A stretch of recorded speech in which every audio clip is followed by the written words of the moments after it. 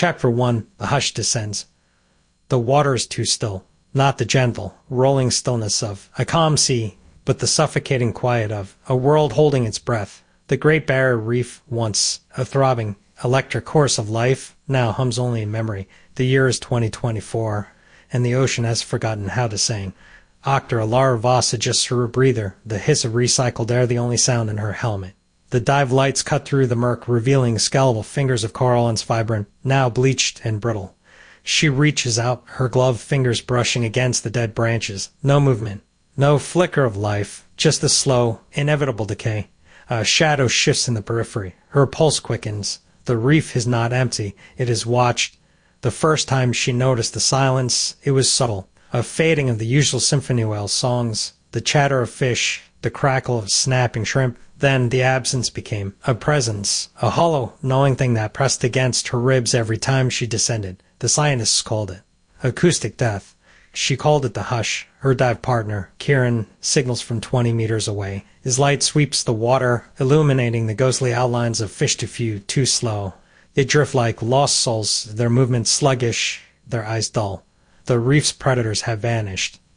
The prey linger only because they have nowhere left to run. A low, distorted groan echoes through the water. Not a whale, not a dolphin. Something deeper, something wrong. Alara's breath hitches. The sound is coming from the coral itself. The skeletons of the reef, twisted and warped by heat and acid, creak like old bones. The ocean is whispering. And it is not a sound of life. Kieran's light flickers. His movements grow erratic. He points downward toward the abyss. The water darkens there, thicker than it should be. A shape moves something vast, something that shouldn't be there. The light catches on it for half a second before it vanishes into the black. Alara's radio crackles. Static. Then a voice, her own, but distorted, stretched thin. "You shouldn't be here." She didn't say that. The water around them thickens. The silence presses in, heavier than the crushing weight of the ocean. The reef is not just dying, it is unraveling. The coral cracks like glass. The fish scatter in panic bursts, their movements jerky, unnatural. The hush is not just the absence of sound. It is the sound of something else taking its place.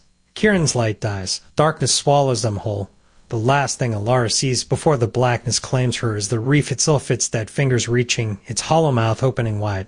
And then the whispering begins. It starts as a murmur, a breath against her ears.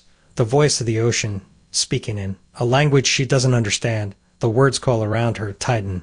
The water is too cold, too still, too alive.